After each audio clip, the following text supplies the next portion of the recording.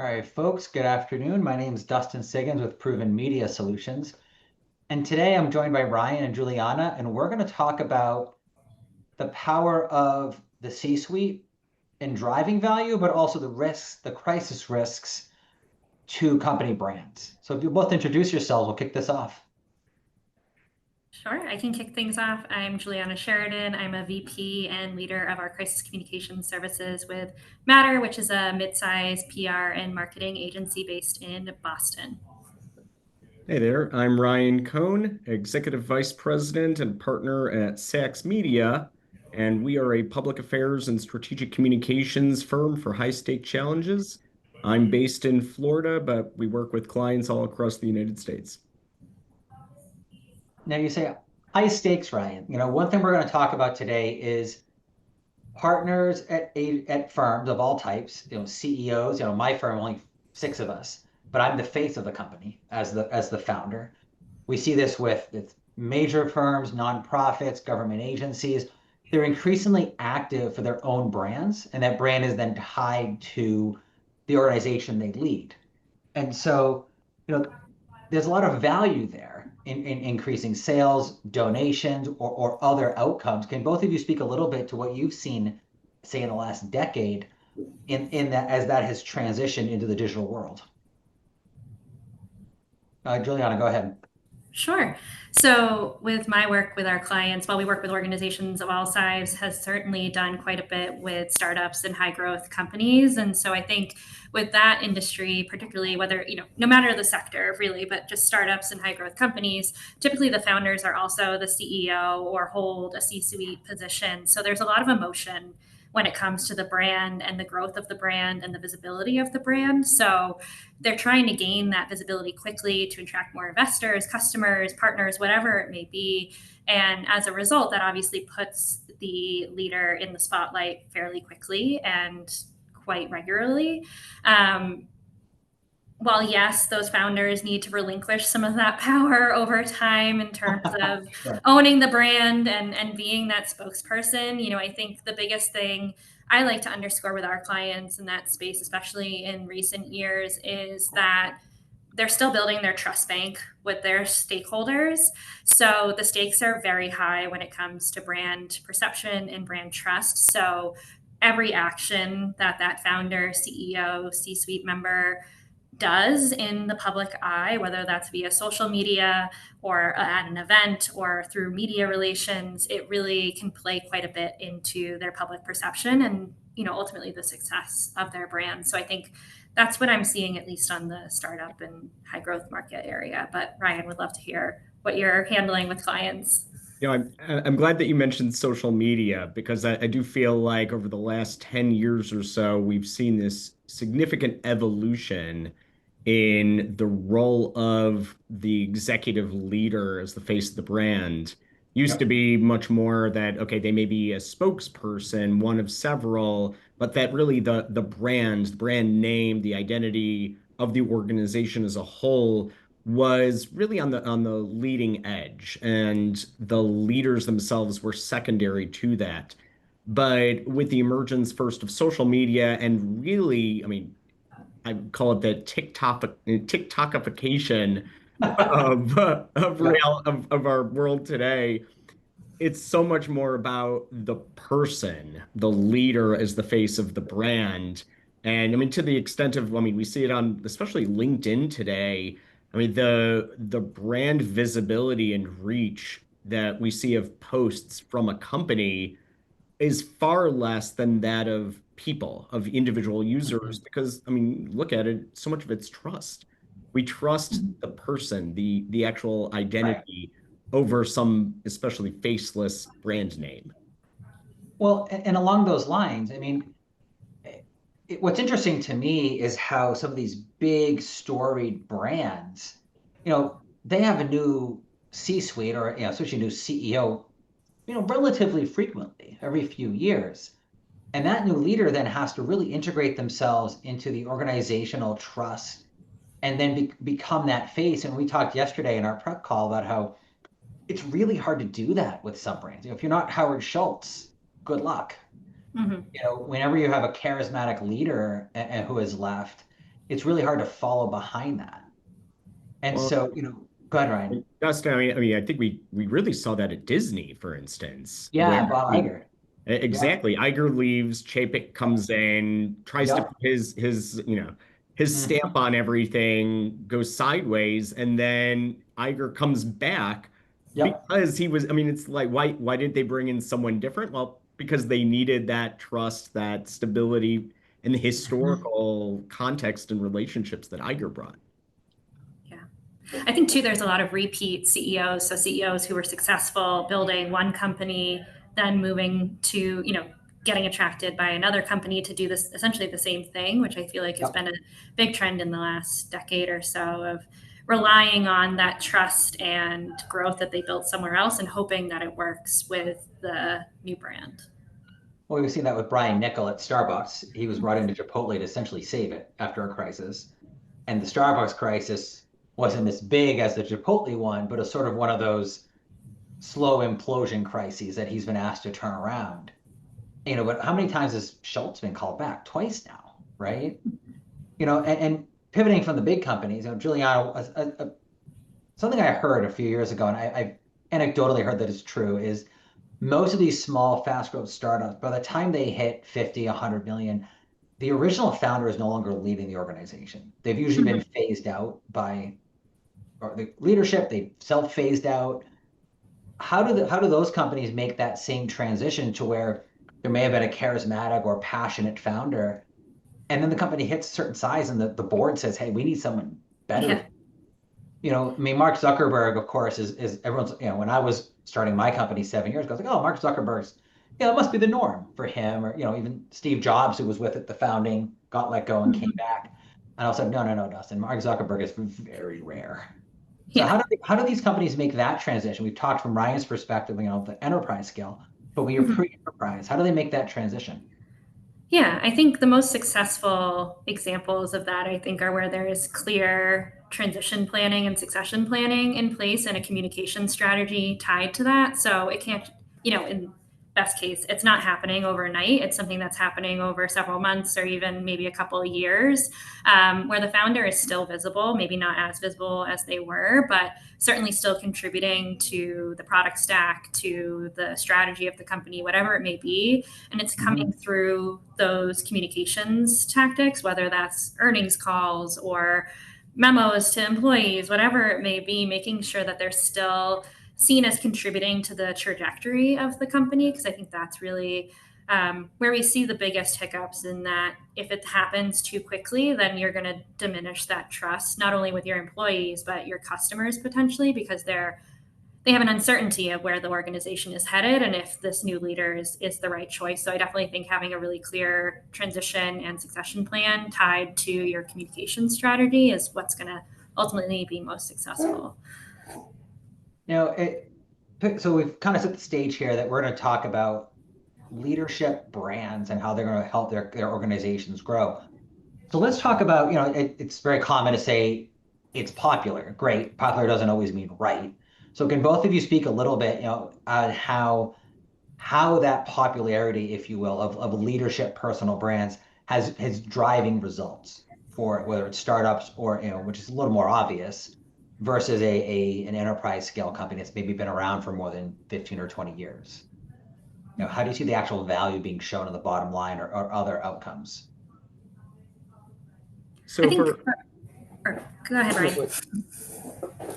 I was just going to say, I think in our work, especially if there's a consistent media relations and thought leadership platform backing that executive, that certainly leads to greater success in terms of growing their personal brand. I think it's important for CEOs or executives to recognize when they're just not the right fit to be that personal brand.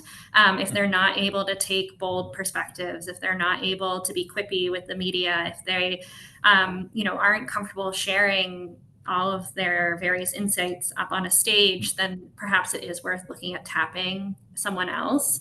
But I do think it's really important to underscore any leadership communication strategy with media relations, with a social strategy, with events and awards to make sure that it's fully rounded, because the more visibility they're gaining in those areas is more likely that they'll be looked to as an influencer, and a true kind of face of a brand. To piggyback off that, obviously there's the trust that you build with the brand, with consumers, but there are a Sure. lot of other stakeholder groups that factor into this. Especially we see it with investor relations. So potential institutional investors that look at a larger company and say, "Hey, we we want to hear the same leaders talking about and maintaining their vision across every quarterly earnings call. We Mm-hmm. want to know that there is stable leadership with a clear plan and vision for the future that we can invest in." Mm-hmm. We see it also with a lot of potential partnerships and collaborative opportunities where a prominent CEO is able to rally others within the industry, whether Mm-hmm. it's for, say, a policy issue or regulatory matter on the leading edge, or for more of a CSR type brand campaign that where it's not just one company, but you have to really be a leader as the face of an industry in a turnaround or Mhm. a challenge that you're facing. So to be able to unite others and to where it's the you don't want to walk into whether it's a shareholder meeting or a meeting with a trade association where the other members are other your competitors or industry colleagues, and everyone look at you and go, "Who are you again? And what happened to the last guy?" Yeah. But how does that differ from 40 years ago when major leaders all probably knew each other? I mean, I wasn't born 40 years ago, but I have to think that major industry leaders all knew each other. They were consistently their company's representative to the press. You're correct, Ryan, from earlier that a lot of times now the personal brand, on LinkedIn, you know, is more powerful than the company's LinkedIn page. But what has really been the shift besides the fact that the internet has low barriers to entry and we all seem to think anyone with a big name is important, whether they know anything in politics or business or celebrities. But what do you think has been the change where 40 years ago those business leaders were probably really important to investors, they were really important to key customers or to trade associations, where now they're more important to the general public? I How think do you think there's that shift happened? there's very much an expectation, highly power. I mean, I think it really made to where it's at with social media that we're going to hear directly from these senior leaders with more regularity, more Mhm. clarity and transparency, and like Juliana Okay. said, a little bit more boldness. And their willingness to say something that will break through the noise and the clutter that is so much out there more today than it was 40 years ago. Mhm. Yeah, there's definitely like a level of authenticity to leadership that wasn't there previously. And I think it comes from that transparency with the varied platforms. But I think, too, um, a big piece of it is definitely that consumers have a voice now that companies can hear directly from. I think social media has definitely opened those doors to two-way communication between brands and different consumer groups and stakeholder groups that has definitely shifted how they need to communicate and how quickly they need to communicate.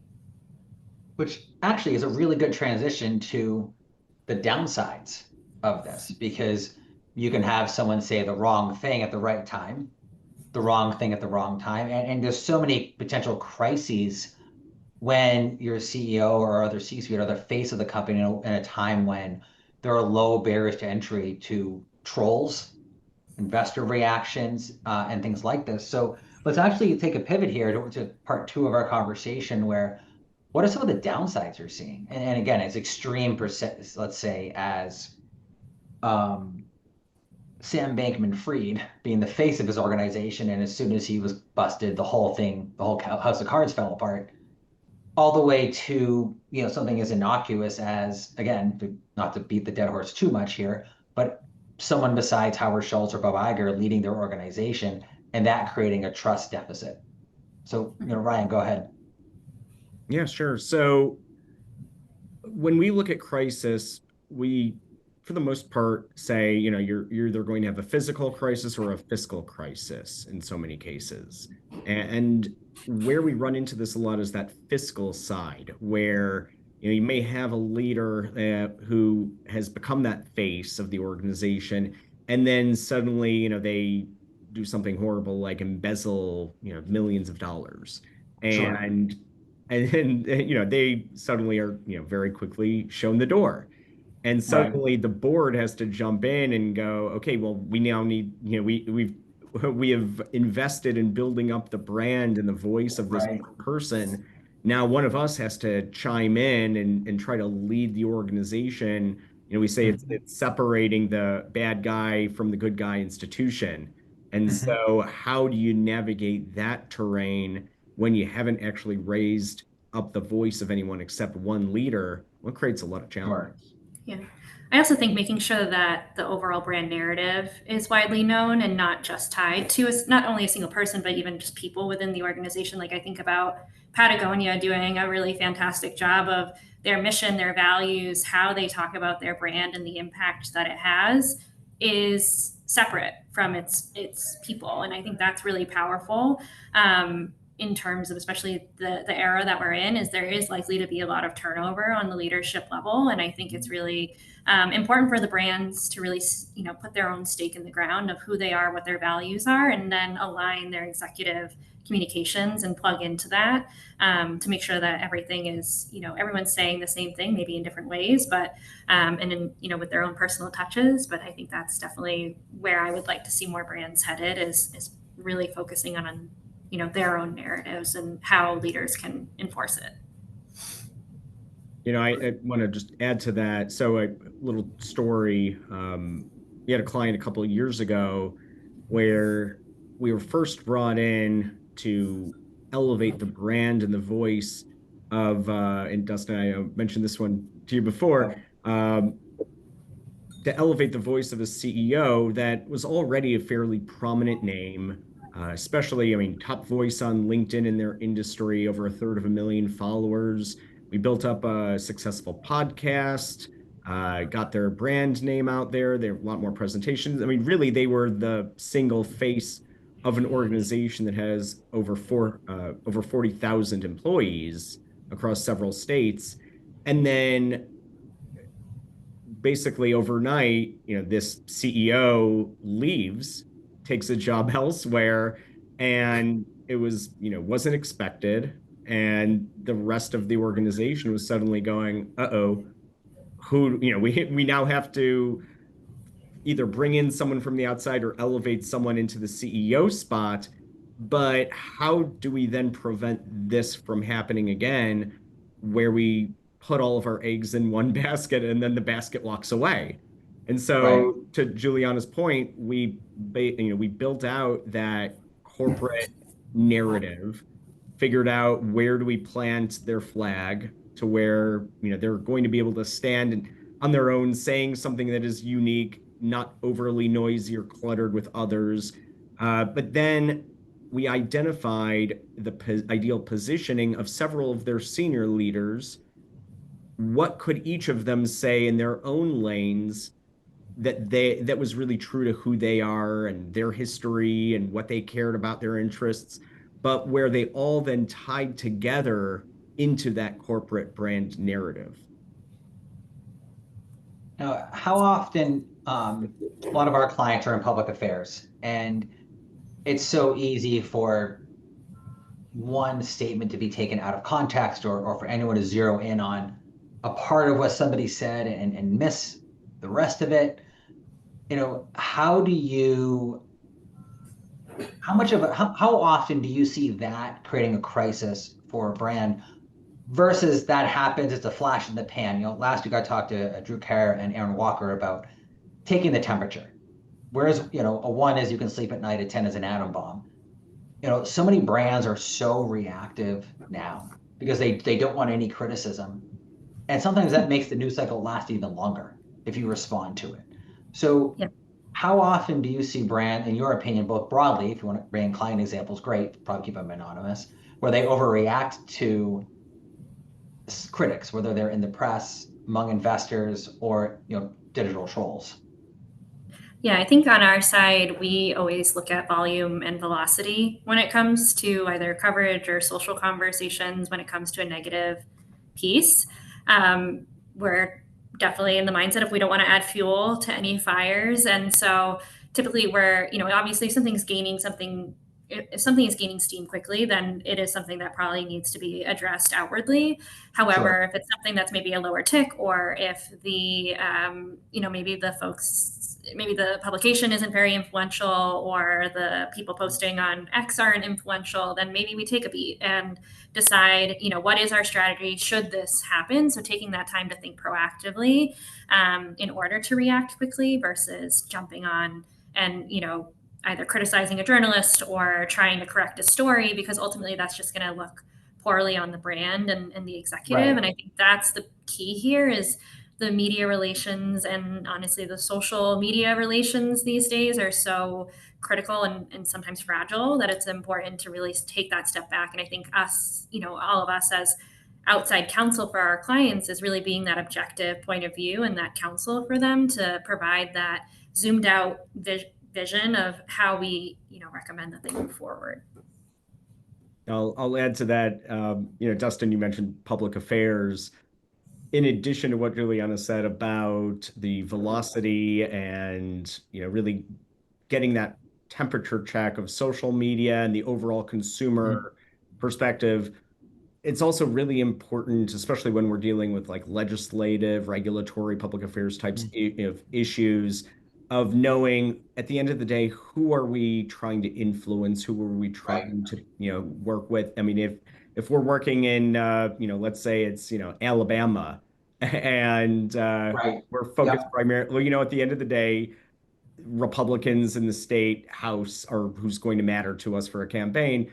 Well, if something runs in a much more, say, progressive news outlet, Right.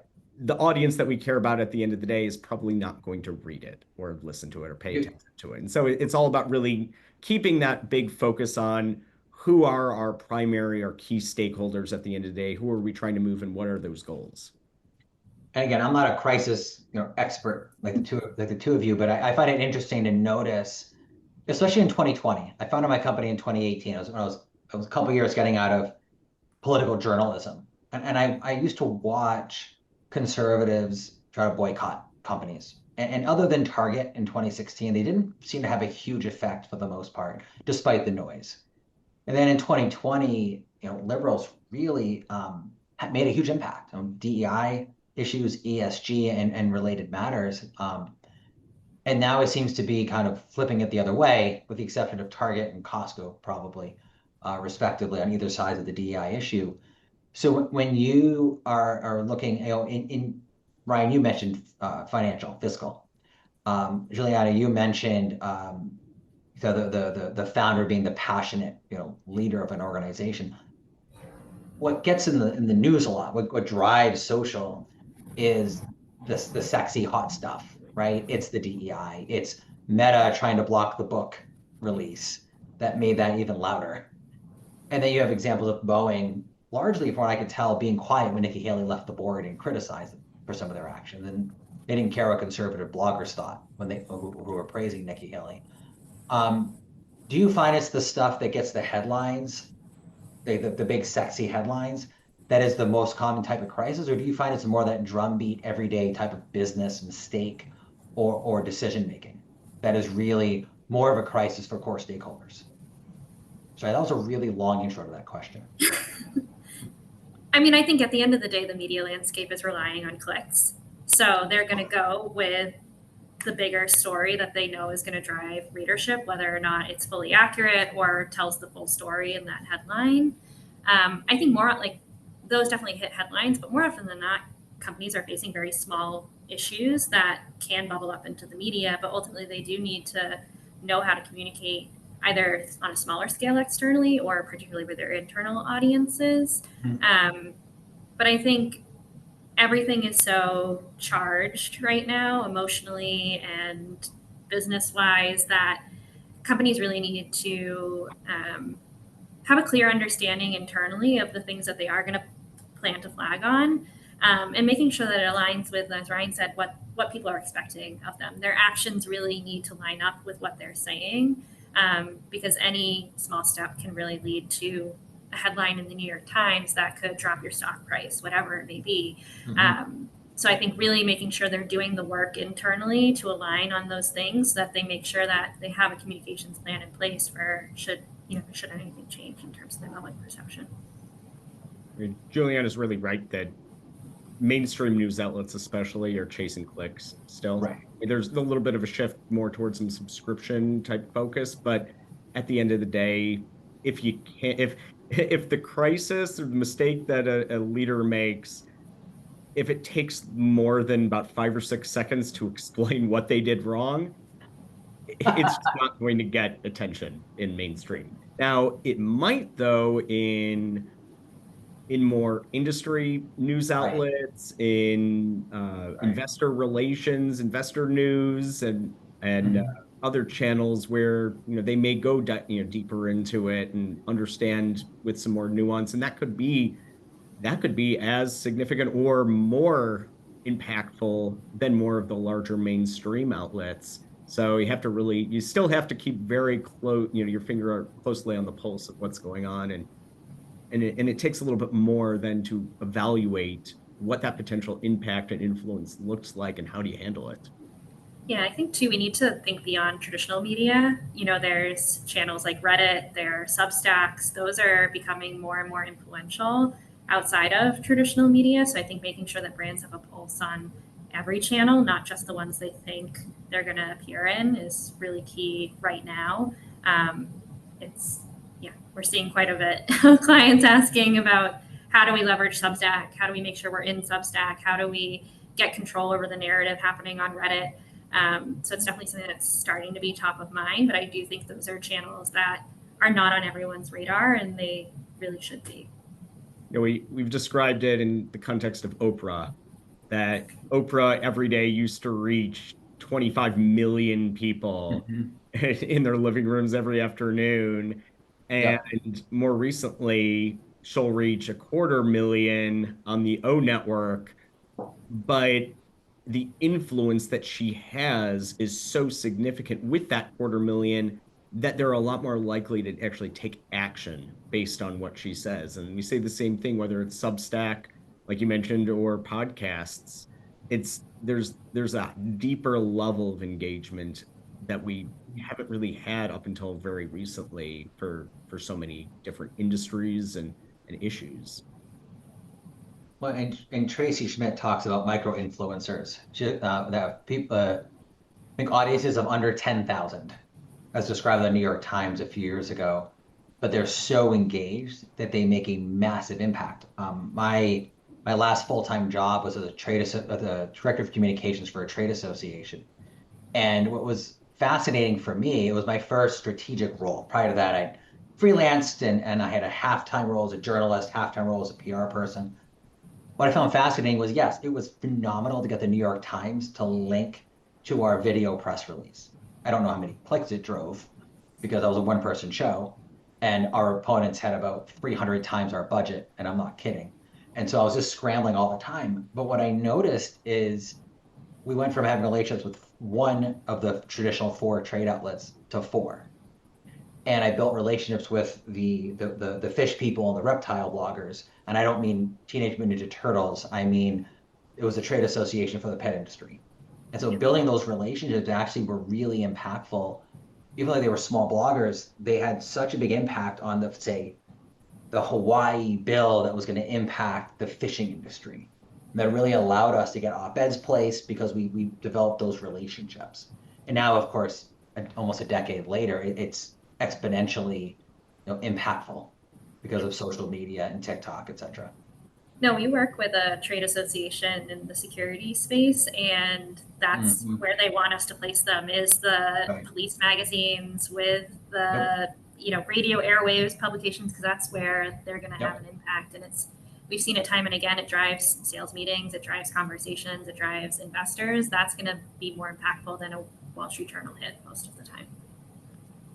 By a lot. And then of course, it flips itself, because the more that you can get those, you build the Google roadmap, you build the foundation, you build the B-roll footage, and then that becomes what we describe it to our clients is we get a lot of singles and doubles for our clients, and then we go to the marketing team and say, go, because you can hit, if you whiff on all your Grand Slam efforts, you have zero Wall Street Journal hits. Well, and there's also to continue the baseball analogy there. Uh-oh. Once you make it on base, Right. Yes. you can start stealing bases. And Correct. You can start getting suddenly, scratch singles and doubles and right. And then you yes. have the larger outlets, say the Wall Street Journals, where they're not paying as close attention to the direct pitches anymore. They know their assignment, and where are they turning for key sources? Those industry publications, the trade associations. They're looking for, okay, who is the expert that the experts rely on each day? Yes. And they're the ones who they're making direct contact out to say, hey, we've got this big story in the works. We want you to be front and center on this. I do think too, bringing it back to kind of the crisis aspect too, it's making sure that you're keeping all of these different channels and audiences in mind when you're tailoring the communication. So oftentimes we're drafting holding statements, not only for investors, but also thinking about, okay, if trade media reach out, they're going to want something more technical or specific to the industry versus the Wall Street Journal is going to want something more business focused. So making sure that you're keeping all of those individual audiences in mind should, things hit the fan, you want to make sure that you're ready to go with a communication strategy that's multifaceted and really touching on all your different channels. Because I think brands will focus on one thing just to make sure that they have stuff like a single holding statement ready, but ultimately then they're going to be really scrambling in the moment if they need to deliver something. I've had to deliver holding statements within like 15 minutes. And so you want to make sure you're prepped and ready to go so you can just jump on it. And I think it's really important for brands to consider those different publications and the ones that are going to matter most. Well, and along those lines, yesterday you distinguished between media training and crisis training, and Ryan just about jumped out of his seat. He was so happy to hear the differentiation. Dive into that a little bit, because we do media training at my company, but most of what we do is we get people in the press, right? So we're providing media briefings and other things, but we don't distinguish between media training and crisis training because we're just doing mostly that drumbeat type of press. So can you explain, Ryan, why you were so excited when Juliana mentioned that? And then Juliana, can you just talk about some of the training components of that? Yeah, absolutely. So we used to primarily just, our trainings would be focused, like I said, around media, working, answering reporter inquiries and interviews. But when you're in the midst of a crisis, suddenly you've got senior leaders more today than ever before, not just getting called from reporters, but then they're getting called up in front of, say, a congressional or a regulatory committee or commission, and they're having to justify what they did or explain their actions in front of lawmakers or regulators. They may have to, there may be a special meeting of the board where they're having to explain their actions or what's going on and what the next steps they're taking also. And so it really isn't just a media training anymore, but a crisis training where we've got a lot of clients where they're saying, hey, we know that our leaders need to be prepared to talk to all of these different stakeholder groups that could have a direct influence and impact on the future of our organization. So help us to get them ready to talk to any and all of them. Yeah, absolutely. It's, I think we run quite a few tabletop drills and exercises with our clients, and that's to encourage real-time thinking on their feet, making sure that they can address not only the strategy, but also the messaging in the moment should an incident happen. It is so critical, as Ryan said, to not just be thinking about the media. Well, that's certainly one audience. It's how does that message evolve and translate to your employees? How does it translate to your customers, to your investors, whatever it may be, and making sure that they can do that really quickly and succinctly in a way that isn't going to harm the brand. Because that's the other piece of it, right? Is you want to, of course, address any questions or concerns, but you also need to make sure that you're maybe not disclosing too much, especially if the situation is still unfolding. And I think those can be the most powerful statements. I think back to the American Airlines CEO in the video he published within hours or within an hour, I think it was, of the Reagan airport crash earlier this year. That was highly empathetic, but also recognized that there was not a lot known at that time, but they still understood the need to get something out quickly from their face. And so I think that was really, I thought it was a very powerful moment. But I think then they continued to offer updates to the various stakeholder groups. Obviously, they're working across federal bodies and concerned consumers and investors, and I think just the general public. And so I think their continued then communications strategy from there was, I think they really nailed it.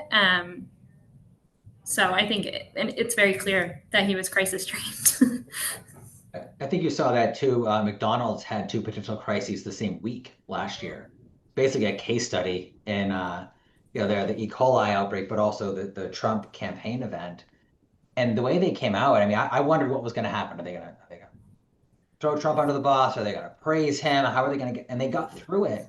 And again, not being crisis trained or a crisis trainer, but it does seem like there's 4 to 5 basic steps of crisis, responding to a crisis. It's admitting what everyone knows or what everyone will know more transparently than not. Saying anything good if you can. McDonald's did that by saying, this is our brand value. They brought that good news to the forefront of the conversation.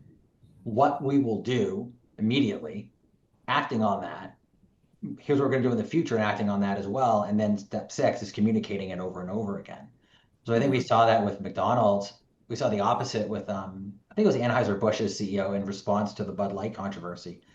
His statement was so bland. It basically relied on, I'm a veteran and I'm patriotic. And I mean, and they just flat out alienated they already alienated the right. Now they alienated the left by just being so blah that it didn't do anything. And they had time to think about it. I have to think that that was more the boss telling the comms people what to do than the comms people giving, being receptive to their advice and responding. I think especially with Anheuser-Busch, it was a situation where, I mean, I've seen it way too many times in a crisis where you've got too many people involved in the decision making and trying suddenly the statement that gets approved by everyone is a statement that resonates with no one. Sure. Yep. That makes sense. Yeah, I mean, you have, especially when you look at one like Anheuser-Busch, and what got them in trouble was a misalignment between their values and where the majority of their consumers, what they cared about, their interests, their values, and what the brand was doing and saying. And at the end of the day, what they should have done is really leaned into, here's what we are, who we believe, our identity, our tradition, and Yep. and frankly, I mean, and if they wanted to, they could say, hey, we were off on this. We're going to really we're going to refocus on what we're, I think it was Tractor Supply. I thought did actually a pretty good job of this when they were facing some of their DEI challenges, where they said, you know what? Okay, we're going to shift gears on some of this and focus on what we do at our core and supporting, for instance, like agricultural organizations, the 4-H's of the world, and Right. they really doubled down on what was so core to their identity. And if you stay focused in and aligned around your core values and your identity, and know what your consumers and other stakeholders care about, what they believe, make sure that you're lockstep in there, you will always be okay. You will survive any of these crises. Yeah, definitely saw the same with Marriott earlier this year on a similar topic. I was just going to add too, I think too often brands get stuck leaning on their legal team for holding statements. And I certainly value the input from general counsel and legal partners, but it can come across very cold and safe. And ultimately, you have to balance both the legal implications with the information that stakeholders are looking for. So I do think, yes, legal should have a seat at the table in a crisis response. We don't want to have too many cooks in the kitchen, as Ryan said, but I think making sure that the communications partner still has that final say on the voice and the tone of what's being put out, because ultimately it's what's representing the brand and the market. And we would never do anything in good faith to harm the brand. So I think finding that balance is really key in those higher stakes situations that maybe do have legal implications. I'm glad you brought up the lawyers because that's Hold on. I've got to put the asterisk here. Any opinions offered by Ryan are not representative of we love our lawyer friends. Hey, look, I may not be a lawyer myself, but I'm married to one. Oh, you're in real trouble. Okay. Oh, yes. So, yeah, what we often see, I get it. You want the lawyers at the table, and we're used to working lockstep with them in crisis. What they're focused on at the end of the day, though, is they know that it's very likely that there will be a lawsuit about whatever whatever is court of the crisis, and they want to make sure that we are not saying something that is going to be used against them at that trial that might happen even years ahead. Right. But what we have to then push back and say is we have to actually get to trial. We can't lose the brand. We can't lose everything that you've built as a company in the court of public opinion before you get to the actual courtroom. Mm-hmm. Well, and I hadn't thought about the lawyer thing until when Drew and Aaron brought that up last week, and me being the dummy in the room, I said, "Well, why is there a conflict between legal and comms?" And they said exactly, And Colleen put in the comments, legal wants to be safe and saying less, and comms people want to say more to be proactive. I have to think two things. One, if legal can give the legal parameters, does that give the comms team more flexibility? Because now you know where the guardrails are on the highway of communication during that crisis. Is that a helpful way to start the conversation, or is it usually more chaotic because it's fast moving? I think for us, we're leaning in on previous experience quite a bit. So, if there was a recall, we typically know what language is going to be, what's going to fly. Sure. I do think it's definitely a very collaborative part of the work. I think it is helpful for them to at least provide like the absolute no-goes, but ultimately I find us going back and forth most like wordsmithing specific phrases or individual words because, different clauses can lead to implications and then all these other ripple effects. So it's definitely very collaborative in my experience. But I do think we help streamline the process, especially in incidents where we've already had experience working with legal teams, because we're building on, hey, we know this worked, we know this language worked, we know it worked for this specific type of situation. How can we tailor this now to the organization that's facing a similar issue? That makes sense. And with that, it's not all lawyers are the same. We've seen it's very refreshing to work with, say, general counsel for a client where they go, hey, we know that we need to say something, and we get it. We know where you're coming from, and let's work together to make this as seamless as possible. And we're like, yes, thank God. We got someone good to work with here. They're not going to just lock us down on everything.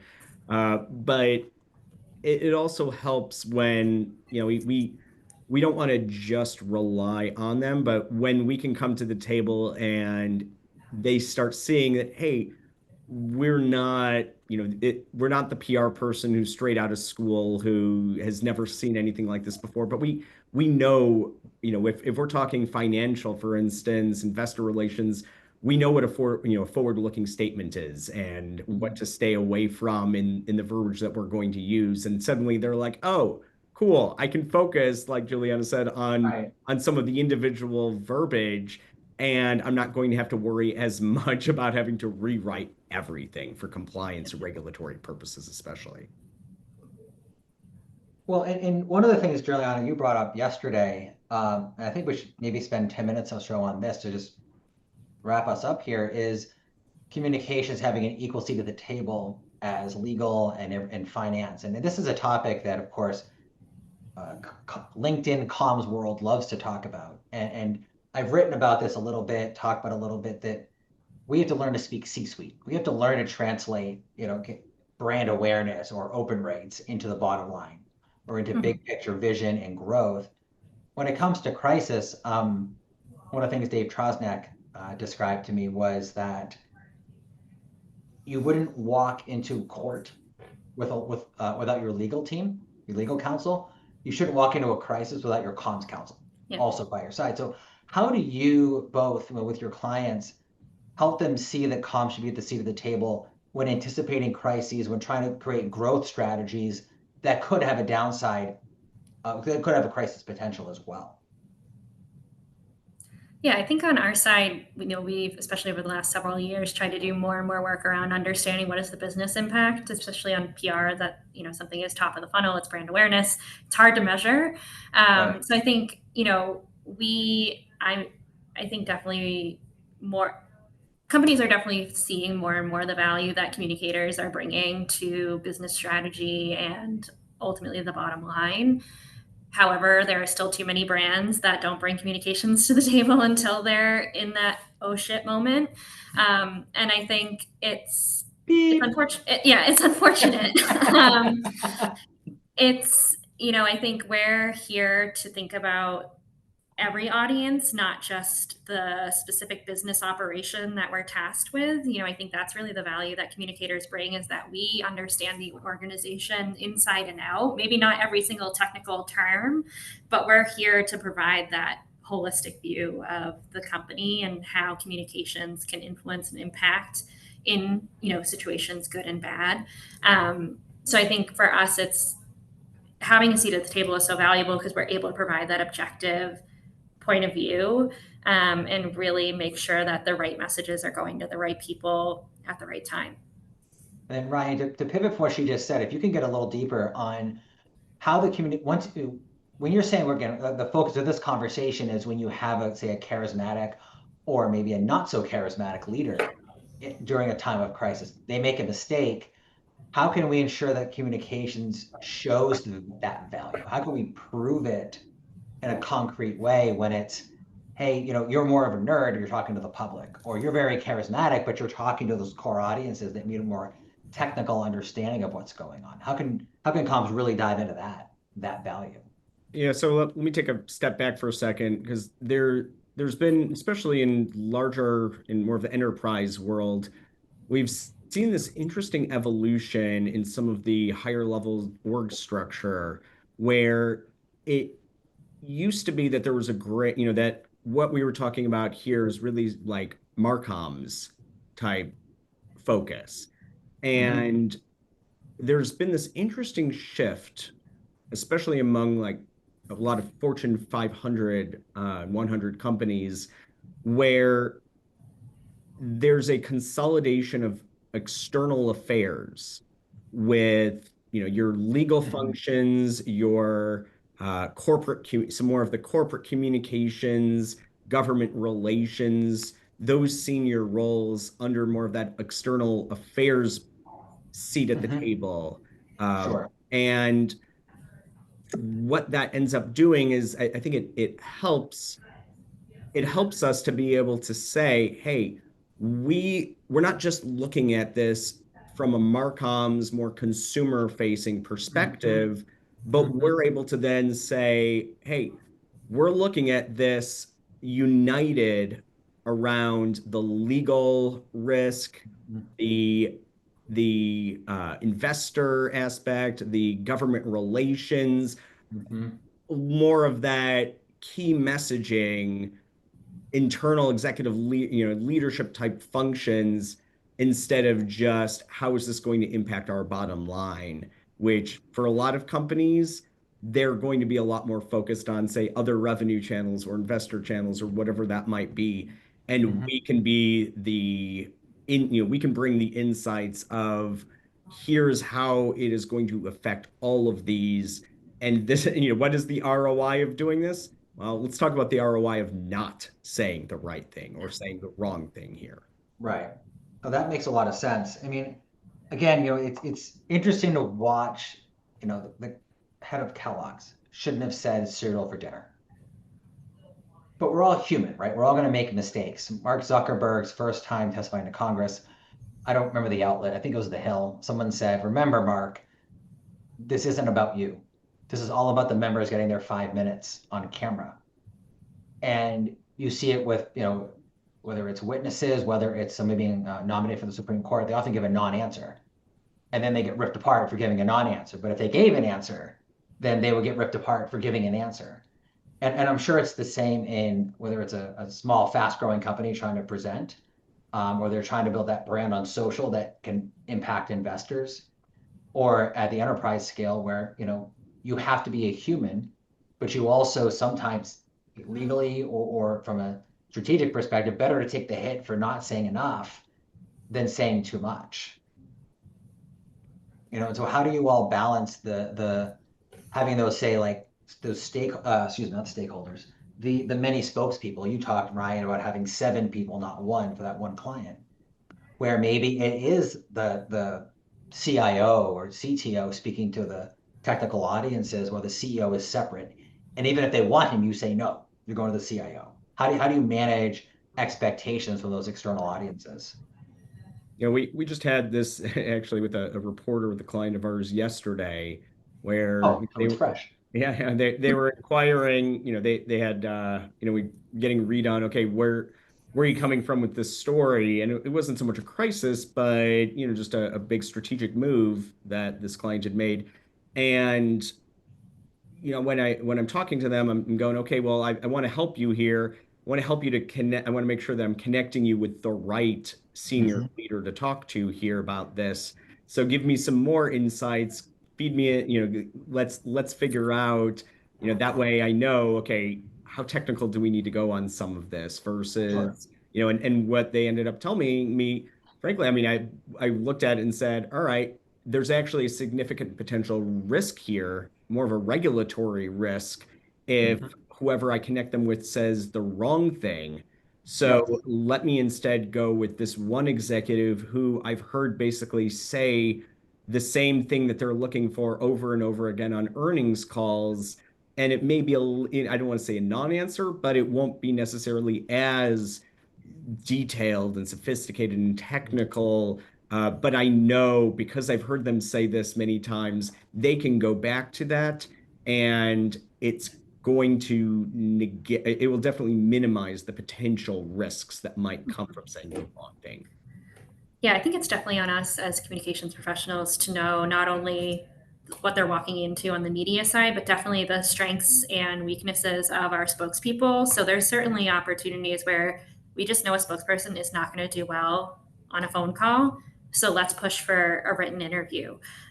It's on us to make sure we're setting up our spokespeople for success wherever possible. And I think that's really a key piece, especially as you widen a bench, is how can we create a low barrier to entry with things like written interviews and Q&As or small trade magazines to get them comfortable with the media and speaking on behalf of the company and getting making sure that we're learning how they approach media, but then also putting the brand first ultimately and not causing more risk than necessary.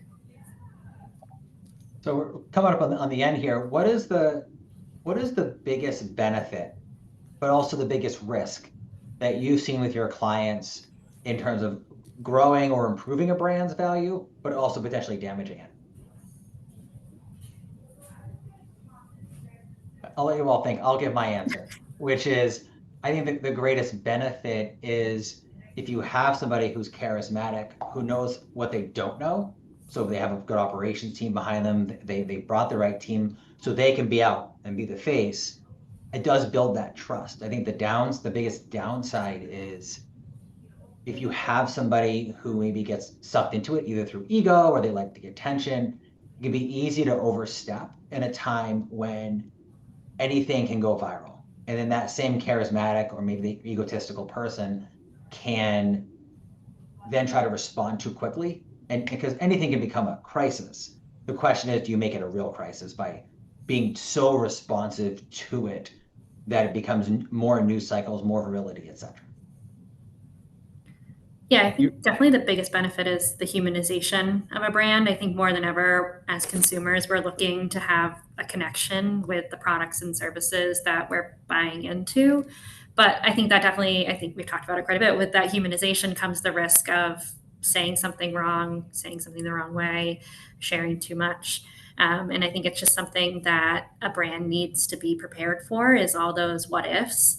Sure. And if they're proactively planning, it shouldn't be an issue. But I definitely think, where there is someone that is able to bring that level of authenticity to a brand, it can be really impactful and powerful right now. People are going to give you much more of the benefit of the doubt if they know that your brand is human, it's authentic, you've been out there, you're genuine. Um, it's a lot easier to say, to say horrible things about a company, or Valid. when it's not you No. saying it to a person, or to have to that it's all about who's answering from you. It's the nameless, faceless brand. No one knows who they are. No one knows what they stand for. And so it's also very easy to suddenly end up with a lot of misinformation, myths, misconceptions about what a brand is doing, who they are, um, what their plans are, their intentions for the future, when you don't know who's actually out there on their behalf. And that goes for united, for singular brands, but we also see this a lot with organizations that have a lot of subsidiaries and different brands, conglomerates. And that really speaks to the need to not just have your brand leaders on the front lines, but to have someone from leadership speaking prominently on behalf of everyone, whether it's one brand or 20 of them.